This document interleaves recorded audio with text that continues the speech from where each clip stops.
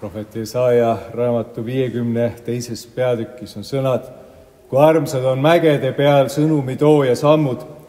Ta kuulutab rahu, toob häid sõnumeid, kuulutab päästet ja ütleb Siionile, sinu Jumal on kuningas. Mägede peal on sõnumitooja sammud. Täna me ammu juba enam ei tea, mida see tähendab, kui sõnumitooja kusagilt kaugelt hakkab tulema. Ja me täpselt ei tea, mis sõnumit ta endas kannab. Kas pole nii, et veel enne, kui voodist välja jõuame, veel enne, kui jõuame välja vaadata aknast, öelda tere oma pereliikmetele ja teha pai koduloomale, oleme avanud helendava nutitelefoni ja saanud teada kõik maailma olulisemad sõnumid. Sõjapäevik, aasta tennisist, okupandid kimbatuses, uus WRC punktisüsteem, Rakvere arestimajas suri 46-aastane mees, EKRE poliitik, jõulufilmide paremik. Ja siis me oleme nii mõnusalt selles segadikus ja avame järgmise portaali. Gaza tervishoiuministeerium, Vene väed, Serbia president, Briti laevad, jõululaupäeva jumalateenistused tõid kirikut taas rahvast täis. Esimese jõulupüha hommik 2023. Milline neist kõigist on see hea sõnum? Milline neist sõnumitest meile päriselt on oluline, vajalik? Võib-olla see viimane. Aga mis mõtet sellel on, kui juba järgmiseks hommikuks on see kulunud, vananenud ja enam midagi ei tähenda? Kes on see õige sõnumitooja? Igor Taro või Anne Raiste? Objektiiv või Delfi või BBC? Eks ole natuke hirmutav mõelda, et esimese jõulupüha hommikul enne, kui oleme vaadanud peeglisse otsa iseendale, oma naisele või lastele, oleme juba näinud Donald Trumpi või Vladimir Putini või Urmas Viilma silmi. See on meie tänane reaalsus. Tõnis Mäel on laul, mis ütleb: see on aeg, kus aknas paistab palju, aga tuba on tühi, nii tühi. Nii kaugele oleme jõudnud enda meelest, saanud suureks, arenenud. Vahel tundub aga, et oleme üle arenenud, kuskilt maalt üle küpsenud ja mingi koha pealt hakanud pahaks minema. Kas pole midagi olulist meie tänases maailmas nõnda kaduma läinud, et me üha vähem kogeme seda lihtsat ja inimlikku ja muutume mingiteks väikesteks mutrikesteks ühes suures masinavärgis, teadmata, et mis see meie roll täpselt seal on või kellele meid täpselt vaja on. Oleme me tarbijad või loojad? Mägede peal on sõnumitooja sammud. See sõnumitooja tuleb kuidagi teisiti kui meie hommikused uudised nutitelefoni kaudu.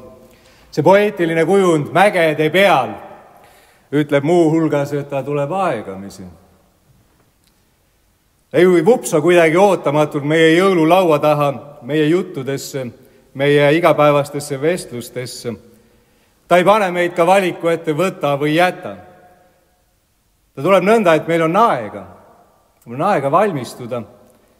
Enne kui ta päriselt kohale jõuame endilt küsida: huvitav, kas seekord on sõnumid head või halvad?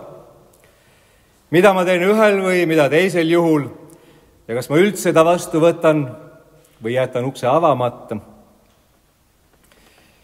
Kui selle maailma infovoog, see müra, mille keskel me elame, kipub meid lahti kiskuma maailma eri nurkadesse, ühel hommikul leiame end Aafrikas, siis jälle Hiinas, siis jälle kusagilt mujalt, sageli Ukraina kaevikutest, siis see sõnumitooja tuleb selleks, et meid taas kokku panna, kokku liita.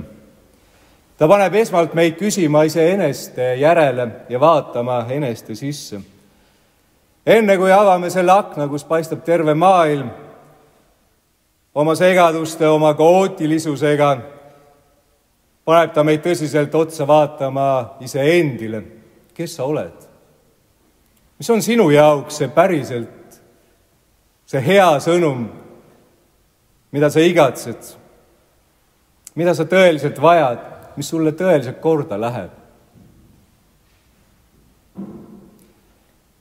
Jumala sõnumi tooja ei tule sõnumitega, mis vananevad 24 tunniga.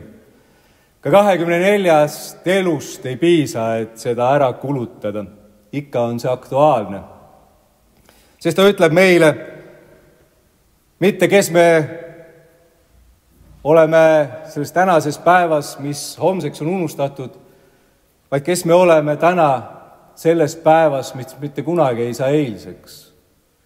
See ikka see üha uus ja uus ülesanne olla selles maailmas kohal nõnda, et sa näed oma rada ja sa tead, et sa suudad seda kõndida. Just selle sõnumiga tuleb see sõnumitooja ja tahab näidata meile seda teed. Mägede peal on sõnumitooja sammud ja ta kuulutab rahu. Me oleme neid rahu vahendajaid näinud, kes tahab rahu Ukrainas, kes Palestiinas ja Eestis ja selle sama rahu jutu kaudu sageli loob uusi võimalusi sõjaks. Heebreakeelne šalom ja araabia salam, mir ja mõr, piis ja mis see hiinakeelne sõna rahu kohta võikski olla.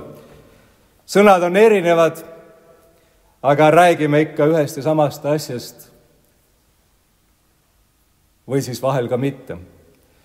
Ruski mir ei anna võimalust Ukraina rahule ja Palestiina iseolemine ei luba olla Iisraelil olemas.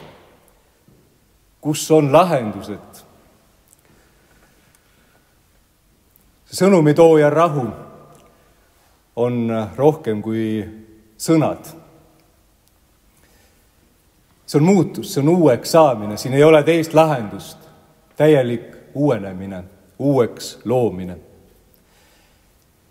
Selle sõnumitooja, nõnda kui tänasel jõulupühal me kuulsime, selleks sõnumiks on üks ainus sõna.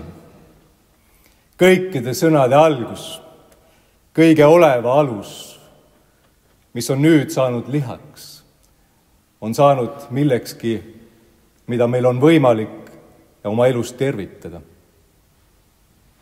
See ei ole sõna, millele meie tähenduse anname ja siis arutame ühe nurga pealt või teise nurga pealt.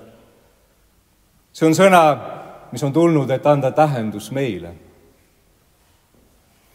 Tema kuulutatud rahu on taolisel moel vägi, mis teeb inimese terveks, vabastab ta kaosest, korrastab inimese elu. Nõnda kui päris alguses, kui Jumal alles lõi olemist, ütles saagu valgus ja alguse sai see meie maailm, milles me elame. Nüüd ütleb ta sedasama jõulu sõnumi kaudu, Kristuse kaudu. Taaskord saagu valgus pimedusse. Ja see on meie kõigi jaoks. Ta loob Kristuse kaudu meile uut elu. Kes Kristus tervitab, võtab ta vastu ja ütleb, tõesti, ma tahan käia seda teed, mille Jumal mulle valmistab. Hakkab käima uue elu rada. Aamen.